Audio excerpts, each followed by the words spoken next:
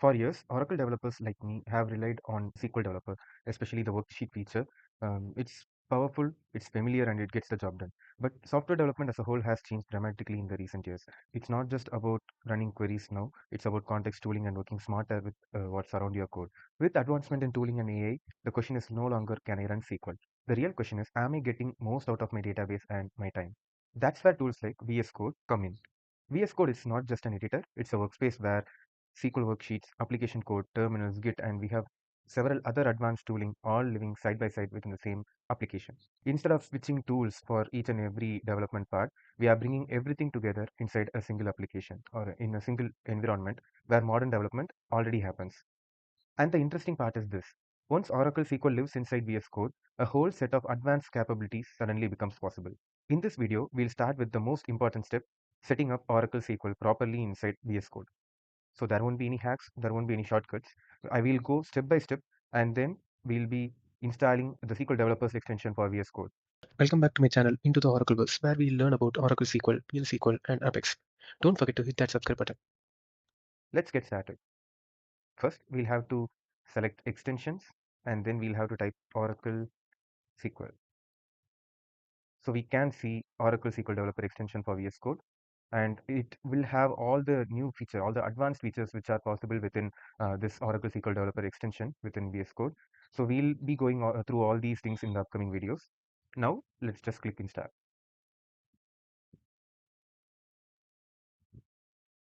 Now I can see this icon in the left pane.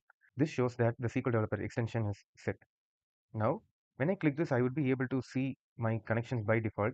So here I have my database up and running within Docker, and within that, so we have all these connections already set, and it's automatically fetching all these things for me. I can see the connections which are available here, and then I can see the SQL snippets. So we'll go through all these things in the upcoming videos and then the reports and stuff. So now let me show how to query first. So let me click in this.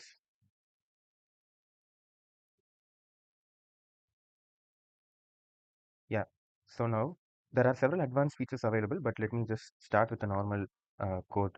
So similar to Oracle SQL Developer, so we'll be able to see all the features or all the database objects once we expand that particular schema. And then within that, let me search for a given table, and I can see that there's a table called animals. I'll, yeah. So the shortcut is Control Enter to run that particular query, and I can see the output here. Let's look at an interesting feature that we have here. So I'll press Control plus I, and now I'll provide a natural language. So let's say I need a query to just get the list of animals which belong to this particular family called Canidae. I can type like this, and I can click this. This will give me the exact SQL query which is needed, and now I can just press Control Enter, and yeah. So this is one another cool feature that we have. So this generation of code is possible only because of the connection that we have with the GitHub Copilot. So now I have disabled Copilot just to show how to set it up. Now I'll click on this. I'll click allow. We have this toggle chat button. So on clicking this, so we'll be able to see this particular pane. Now let me just type this. So it's connecting with the model Claude IQ. I'll click allow.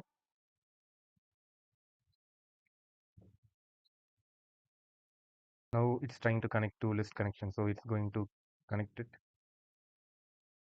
So yes. So now it is listing me all the connections that are available. Let me connect to demo schema.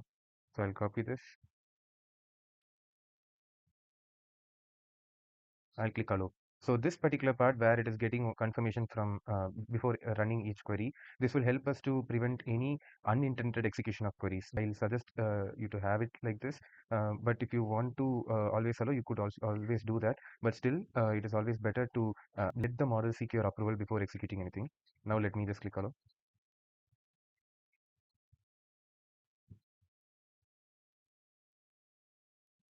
So I have asked it to list all the tables in my schema, and it is listing all the tables here. So this is how we'll be able to incorporate this particular MCP within VS Code, and this is how we would be able to set the SQL Developer extension within. So here we'll be able to see the model which was used, and there are several other models as well which can be used, and we'd be able to see them here. By hovering over this, we'll be able to see the percentage of the utilization of tokens which was spent. And since I'm using free version, so I have already exhausted 10% of the chat messages allocation here. And yeah, so this free version will reset every month. And yes, so right now we'll be able to see its utilization here just by hovering over this GitHub Copilot icon. At this point, we have done two important things. First, we set up a clean Oracle SQL environment inside VS Code, where SQL, PL SQL, terminals, and scripts can live side by side, and we'll be seeing all these things in the upcoming videos as a separate playlist. And second, we have connected this environment with GitHub Copilot. This means that the setup is no longer just about running queries, it's about giving modern tools context with which they'll be able to understand our schemas and workflows. This is not meant to replace SQL Developer in a single day, though. It is about extending what Oracle developers can do with the tools that we already use every day. In the next video, I'll walk you through several other advanced features which are available in this Oracle SQL Developer Extension for VS Code. Thank you so much for watching. If this video helped you learn something new or find what you are looking for, please give it a like. It really helps the channel. I'd also love to hear your thoughts, so feel free to drop a comment below. And if you are interested in more content like this, make sure to subscribe to the channel. Thanks for watching. I'll see you again in the next video.